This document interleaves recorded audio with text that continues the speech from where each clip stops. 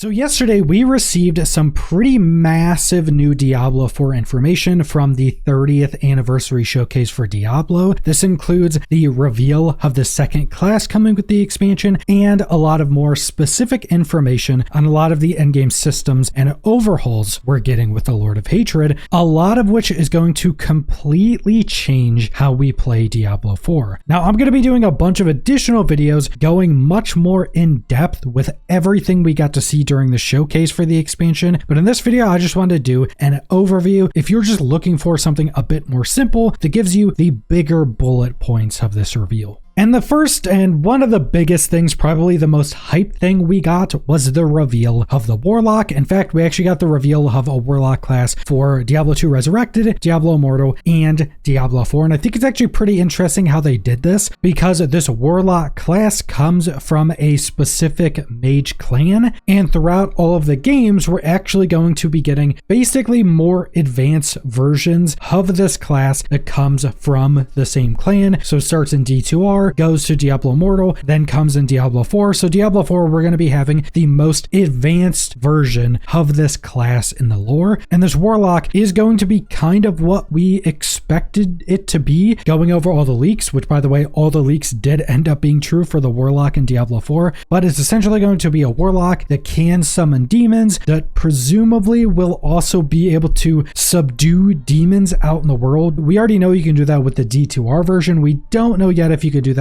with the Warlock version in D4, but they're going to have fire spells. They're going to have those kind of blood inspired spells. It does seem like the spell we got to see in the leaked image was actually using blood. So it does seem like the Warlock is going to be using blood as well. And early in March, we will also be getting a showcase specifically around the Warlock. It'll be a whole developer live stream. So we will get to see all of the specifics of this class there, but we are getting a Warlock. It seems to just be incredibly cool, and they did end up going with what a lot of people were theorizing, that with the expansion we're going to have the light class of the paladin and then the dark class of the Warlock, subduing demons and using much darker powers to just destroy all the enemies they come across. And then they showed us a little bit more of Skovos, and it looks really incredible in my opinion. It is heavily inspired by like coastal cities of Italy, so it looks really cool in those areas, but then obviously a bunch of the areas are going to be infested with demons and other things like that. Presumably a lot of these areas are going to be still very inspired by Italy, but kind of run down and demon infested because demons will be invading here. They did also say that the new main city of Skovos, which is Temis, the capital city of there, will be our main city in the game now, and they're designing the city to have all of the different things we want in this one area. So they're designing this really cool city, but they're going to have an area in it that is more gameplay focused design, so everything we could possibly want from all of the NPCs, crafting stations, stash, all that stuff. But they're probably also going to have other things, so they'll probably have one of the Raven statues there. They'll probably have like the pit obelisk there, so we can do absolutely everything from this main new city, which should be pretty cool, because I think that was honestly something kind of missing from Vessel of Hatred. Vessel of Hatred City, you really didn't use much besides going to the Undercity there, and all of the other cities were still used as the main area. So that'll be pretty cool, because Skovos does also just look really cool. Now next up, we have the big overhaul and addition coming to the end game with Warplans and Echoing Hatred. Now I've gone over this before, but we got more information on how this is going to work. So Warplans are essentially a big overhaul to how the end game works. You will be crafting these Warplan playlists, which you'll have this small little like tree that you choose 5 different activities to go through. They will have different rewards in them, even different rewards than you can normally get in some of this content. And this will consist of all the end game possibilities. And then you go through all of those 5 activities. Once you complete them, you get all the rewards, and then you go to the next section of the Warplan, which you do it again. And as you keep going higher and higher, it gets more difficult, you get more rewards, and every one of these pieces of content you do in the Warplans, you get some experience for the new endgame skill trees for all of the endgame pieces of content. So 7 different pieces of endgame content will have their own skill trees, and you get that experience from the Warplans, and then you can put in skill points. It seems like what they were showing, there would only be 7 levels for each one of these skill trees for the endgame systems, but there are a lot more possible points in these trees. I think most of them had like 16 plus. So in most of these, it doesn't even seem like you can get half of the possible upgrades or changes in these skill trees. So these are really going to be about changing what you want to do or what rewards you want in that piece of endgame content. Now, one thing I've seen from a lot of comments of videos or Reddit is that people think this Warplane system is just going to be the same difficulty that we have right now in the game. The Warplane system itself, without the meta progression trees, is going to be increasing the rewards and difficulty as you progress through it. And it seems like there will be 10 different levels of every Warplane. So you start a new Warplane. On the first section, you choose the 5 different activities you want to do. You go complete those. Once you complete them, it sends you to stage 2 of that Warplane, so on and so forth. As you keep going higher and higher in the stages, it'll get more difficult, give you more rewards. But if it gets too difficult, there's also a button at the bottom to reset your Warplane to start 1 out of 10 again. So there will be rewards and difficulty increases in the Warplanes itself, and then you have more circumstantial or loot changes in the skill trees themselves. And to give an example of one of the things you can select in the Warplane itself, and keep in mind these are the activities you're actually doing, there are going to be different rarities probably randomized in the Warplanes themselves to give you different loot depending on what you choose. Will probably also give different amounts of experience to your endgame skill trees, but this one is Purge the Karas Undercity. It's a legendary Warplane, and it says descend into the Undercity and end the horror that waits below. So do an Undercity run, maybe it'll be a modified version. And the rewards are a grand amount of spoils in Opticite. So that's just doing the Undercity. You get that as a reward for it being a legendary Warplane. And then it gives 25 activity experience to the Undercity skill tree. And again, you choose 5 for each rank of that Warplane run, and it'll be all the different endgame pieces of content that you can kind of choose your path through. It will give different rewards. They'll give different amount of activity experience. And then it also says at the top of the Warplane next to the rank that once you complete a certain amount of Warplanes, it increases the rewards, which should also be increasing the difficulty of those Warplanes. And again, that's all outside of the skill trees for those endgame systems themselves. So this is going to be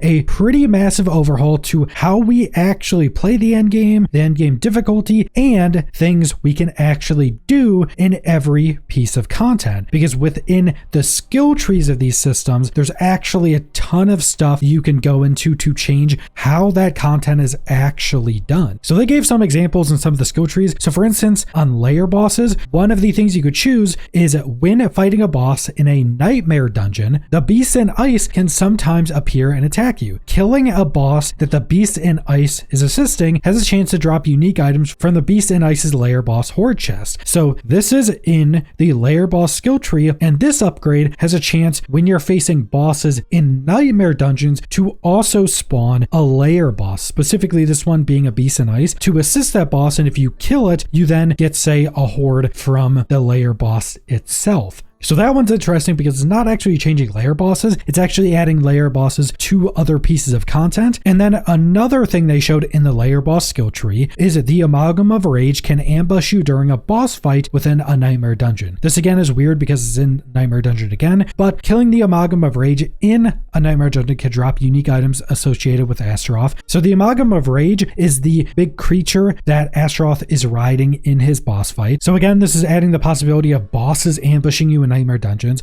This side of the layer boss skill tree seems like it may be focused on adding layer bosses to other pieces of content, which is pretty cool. It's not only modifying layer bosses. Then in the Infernal Horde skill tree, it showed one of the options for there, which is you no longer gain gem fragments in Infernal Hordes and instead gain bonus Obdicite. So in Infernal Hordes, every wave you complete, you usually get a bunch of gem fragments. Presumably you'll get Obdicite there. And then at the end, when you're opening up the chest, one of them gives you all the different materials and things, but it primarily gives you gem fragments. So it will remove all of those and just replace that with a bunch of Obdicite. So this is pretty heavily changing the rewards you get from that piece of content. And that's just some of the options. Again, there are 7 different skill trees for the different pieces of endgame content, and they are all going to do different things. And in pretty much all of them, they have the different paths throughout. It seems to be everyone has like a left path, right path, and a middle path. And pretty much all of them have different colors as well. So presumably the different colors are going to be focusing down a different path that does something different. Like for instance, the upgrades we're looking at in the layer boss skill tree all seem to be adding layer bosses to other pieces of content. Presumably that side of the skill tree is doing that specifically. So if you don't really want to do a bunch of layer bosses, you go down that side of the skill tree, and now a bunch of the other endgame systems you're doing will just have chances to spawn layer bosses there. So you have to do layer bosses a lot less, or maybe even not at all. So I think the entirety of the Warplans system is going to be implementing a lot of things the player base has been asking for. Also, I didn't mention this, but there is also another piece of new endgame content called Echoing Hatred. Now they described it like there is a super rare key essentially you can find when doing anything in the game that allows you to go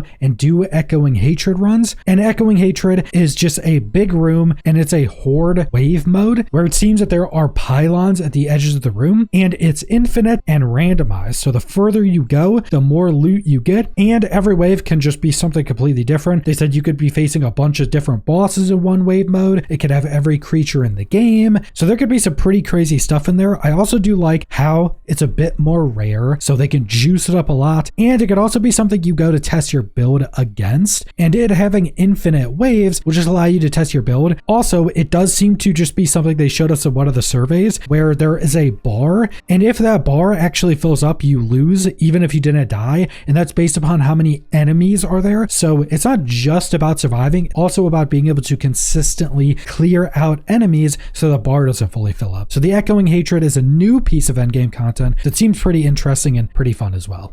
And then we have the big skill tree overhaul, and I've gone over this a bunch of times. We got to take a look at some of it in the gameplay trailer and in some screenshots, and it seems to be exactly what we thought. There really aren't any passives in the tree anymore unless they're at the bottom and so haven't shown us, but all the skills are going to have a lot more ranks you can put into them, and all of them have a lot more upgrades. They all have 2 side paths, so you choose one of 2 more passive upgrades. Then they have a middle path that you choose between a handful of different variants of the skill. They can heavily change what the skill does, heavily change how it scales, even change its elements. They showed off a Frost Hydra, so you could choose this variant to turn it into Frost Hydra instead of fire, to scale it through a bunch of different things. They also gave us some more specifics. So the goal across these updates is to make theory crafting go much further with far more depth than ever before. There are 40 reworked choices and 80 additional options. Lord of Hatred expansion owners will also have 20 transformative bonus skill variants, adding even more options. So that's just showing how many different options are going to be in every single skill tree, and this is going to be a massive change to how we create builds and change up the abilities we're actually using. So every single class is going to have a bunch of new stuff, and every single build in Diablo 4 is going to change based upon the skill tree overhaul. There's not going to be a single build that is exactly like it was previously. There's probably going to be a lot more build possibilities than we've ever had before, just based upon the skill tree overhaul. And then next up, we have some of the new endgame systems, starting with the Tailsman. So once you unlock the Tailsman through the Lord of Hatred campaign, charms enhancing your character will begin dropping. For a charm to be active, it must be placed inside the Tailsman. Charms can drop in all rarities, but set charms have the greatest potential. And they showed some examples of this. Now, how they're describing it, I think works a little bit differently, because while we do get charms, it seems what's also going to be really interesting is the middle thing we place in our Tailsman. Because with the Tailsman, which will be a different UI in our inventory, you have the middle slot, and then you have up to 6 slots around that. And it seems the middle thing is actually called a seal, and that determines some stats and give you a set bonus itself, and also determines how many sockets on the outside you can have. And the outside things are what in game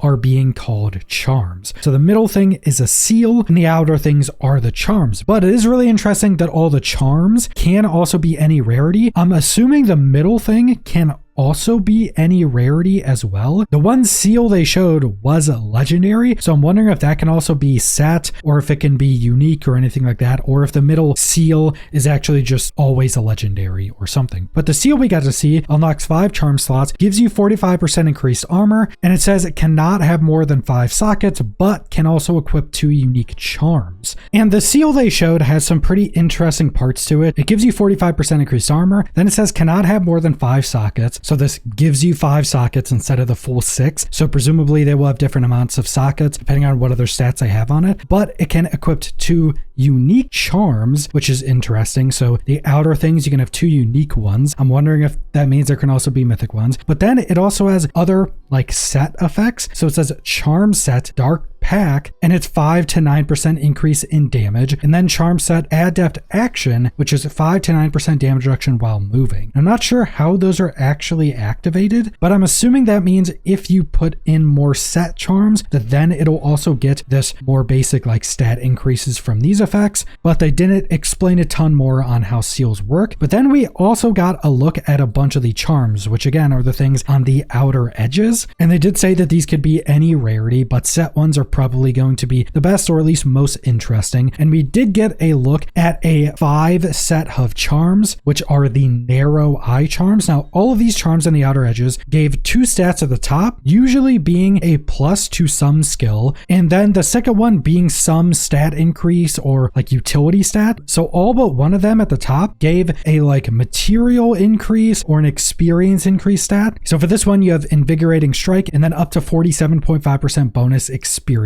as the top stats. Now all of them did give an increase to a skill at the top, but one of them gave a poison resistance, so maybe they're randomly rolled, or maybe that specific charm will always have those specific stats. Then it shows how many things can be a part of that set, or how many different options there are, and then it showed us the set bonuses. Now you can scroll down on this item in the video, so we don't know if there's also a 5 set bonus on this item, or if it's just 2 and 3 set, but the 2 set is when you cast a marksman skill, you gain a stack of vengeance, increasing your movement speed and damage, and this stacks up. The 3-piece set, while you have vengeance, which are the things you're stacking from this set, you gain dark shroud every 2 seconds. You also gain damage reduction whenever you have dark shroud active, and it knocks back enemies when you lose a shadow. So it adds a bunch of new effects, some new scaling stuff. I'm glad they're not doing like the massive scaling from Diablo 3. This set right here just gives you a 12% damage increase that stacks up, but you keep losing the stack, so that it probably won't be fully stacked. And I think at the most, if you had all stacks, this would be like a 60% damage increase or something, only for those marksman skills, and you can be losing those, so not a massive damage increase, and this is a full 5 set increase. So there's quite a lot within these charms, some stat increases that also seem to have like experience increases and loot gains. Then you have the set bonuses that can give you new effects. Then we also know these charms can be of all rarities, so you could have unique ones that aren't part of a set, but will probably have some pretty cool unique effect. So these talismans are seeming to be really interesting and are seeming to be a pretty big part of future build crafting. I'm super excited to see some of the other options we have, especially once you get into unique charms and maybe mythic charms. And then finally, we got a look at the Horadric Cube, which is seeming to be inspired from the Horadric Cube of Diablo 2. This is just a bunch of different crafting things you can do to either completely craft new items, use different resources or items in the game to change up to something else, or even modify the gear you actually have. And it seems like they didn't even show us half of them because we could see the scroll bar. We've got to look at a handful of stuff. So first off, we have amalgamation, transmute several of the same item to upgrade it, limited to certain consumables, socketables, and dungeon keys. Now last one's interesting because we really don't have dungeon key rarities. I'm wondering if maybe for like nightmare dungeons, it'll be whatever affix is on it or something. So maybe we could keep trying to roll to get up to like treasure breach or something like that. And I don't want to make this video super